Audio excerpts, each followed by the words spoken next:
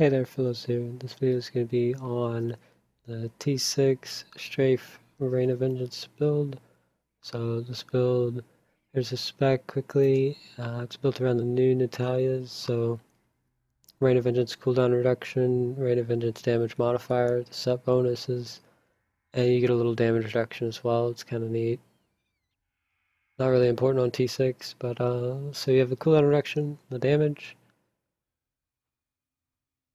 It's going to be important to maintain that damage the whole time, so you just spam the Rain of Vengeance, and you're using the Strafe to reduce the cooldown, Seethe to generate hatred, Smokescreen with displacement for mobility, Focus Mind to sustain the displacement spam, and the Bat Companion also for the hatred. So pretty resource intense build, so you have a lot of ways to do that, as well as passives, archery, hatred regen, it's good with dual wield, blood vengeance for resources, tactical advantage, standard for movement speed on T6, ambush, really good damage on T6 as well. And the loot at the very so that's the spec. Now for the loot, at the most basic level, you basically okay. So that's it for the spec. Now the itemization. At the most basic level, all you need is the Natalias to make it start, make the build start. Other important items are going to be the hexing pants and the belt, as well as the Warzeshi embracers for the movement speed. And also the avarice band, you can get this from Act 3 bounty bags. It's going to increase your pickup range. It's going to be really nice for the movement speed combined with the boon of the hoarder, as well as the resources from blood vengeance. And there's a lot of flexibility here, so there's room for variety and other variations, things like that. So keep that in mind. The belt, this is one thing that's important when you're playing. The initial impact is like this circle, small little 10-yard area that does that damage. And that damage is increased when you have Rain of Vengeance up. So you want to make sure whenever you show up on an elite that you click, put your mouse right on the elite and then, click the rain so that way you hit right on them with that as you have that damage amplifier. So you're going to one-shot the elites, and that's how that's working. Other than that, it's pretty straightforward. You just run around, spam strafe, and rain, everything dies. The important stat priority is you're going to want a little bit of cooldown reduction and resource reduction. I'm not properly rolled. Hatred regen is not really the best, but resource reduction or cooldown reduction is going to be preferred as much as you can get of each. Strafe modifiers on the helm and boots are going to be nice. Strafe's not your primary source of damage, but it's not like you're going to get anything better on those rolls, so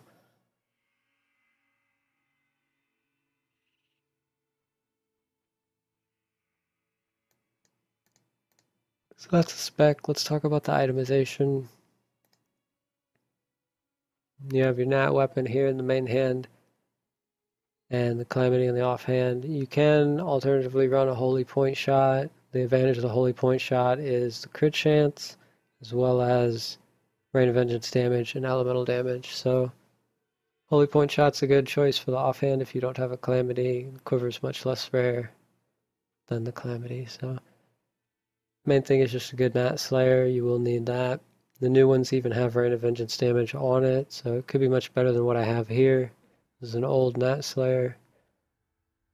Gloves, I have Vitality here. You could have resource reduction or cooldown reduction. For the shoulders, I'm using the Deathwatch mantles. Just a little bit of extra damage sometimes when you get hit. Not really significant there. The important thing is just to have Rain of Vengeance damage on your shoulders. Resource reduction is good as well. On the helmet, I would like the Vitality to be Strafe. Strafe modifiers on your helmet and boots are going to be nice. It's not that important. Strafe's not your primary damage source. Most of your damage is coming from the Rain and the Beast, summoned by the belt.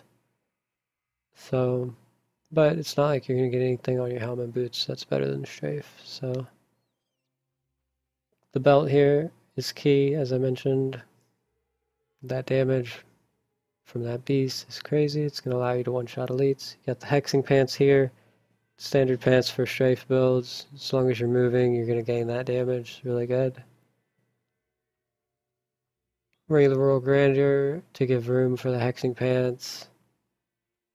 You can use Natalia's ring, the rolls. You can avoid attack speed on an at ring, so you could potentially get like dual crit socket on your ring instead of the RoV. And that would be preferred. I don't have a well-rolled nat ring yet. The bracers, you got Warzeshian, the movement speed bracers. This is going to be typical for, speed strafe builds to run these. And then on the Hellfire Amulet, I actually have a really good Hellfire for this build, the Hot Pursuit. It is not the best passive, but it's nice to have there for the additional movement speed. If you're not familiar with that one, it's kind of like a mini tactical advantage. 20% movement speed for 2 seconds when you hit an enemy, and as you're strafing around, you're just constantly hitting enemies, so that's always up.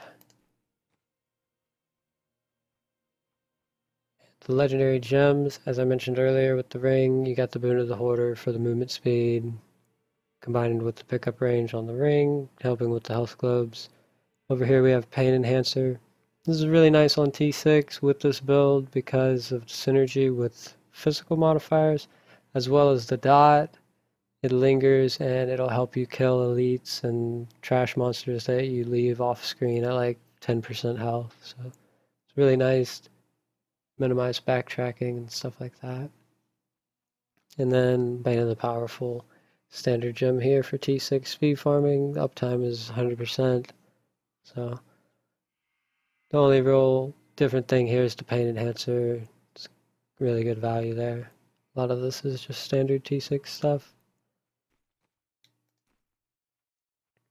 For the paragon points, is pretty standard here. You do get value from the hatred, so I usually take max hatred. Movement speed, you're not having the ferrets, so you gotta get all your movement speed there, and then just dump the Rex in the decks. Crit modifiers, crit chance if you're dual wielding, crit damage if you're not, and then other modifiers, all res, and then armor life percent. Here, resource reduction, obviously, and then area damage. Standard paragon points. That's the spec. Now, I have a bunch of gameplay with this build. It's really straightforward. You just run around and strafe. So I'm just going to quickly mention another variation of this build that I like to run. It's a lot of fun, and it requires the Gloves of Worship here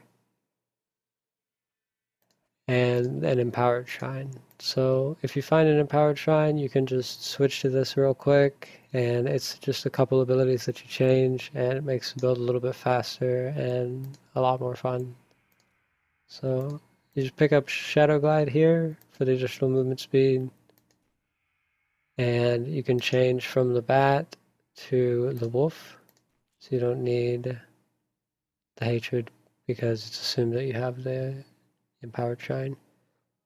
So it's basically the same thing, just a little less on the resources. And also with this setup, I drop archery for awareness, and on hardcore you would do that anyways. But awareness is nice with this setup, that way you don't lose your shrine. Because when you're farming with the Empowered Shrine, a lot of times you'll find another shrine within the 10 minutes. If you're doing 2-minute rifts, you're going to do 5 rifts with the one shrine, so chances are you're going to hit another shrine along the way. Sometimes you get dry spells, sometimes you get hot streaks. But either way, I just have so much fun running this build. You maintain basically 300% movement speed, like 85% of the time, so it's pretty crazy the speed that you can get. And I mean, the hexing pants is comparable, so it's just as well. Anyways, that's the loot and the spec. As I mentioned, now we have some gameplay. Show you guys a little So I'm just going to show this one rift from the stream. This is one of the best times that I got with the build after just one night of farming. So it could be stronger, and I could get a better rift, and could play the build a little bit better as well. So could be a little bit faster, but it's very, very consistent in terms of the clear. This is, like as I mentioned, the faster one, but the average clear speed is going to be anywhere, between 1 to 3 minutes, which is pretty much standard for T6. Can't really get much faster than that. Pending RNG, you'll get a good rift. Sometimes you'll get a bad rift. Right? Yeah, this build is just so much fun. I think, especially for T6, this is definitely the build that I have the most fun with. So, that's it. It's the end of the rift right there. Just over 1 minute.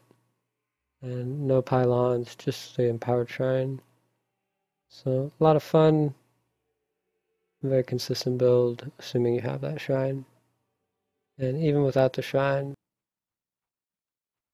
that's it. Thanks for watching. See you guys next time.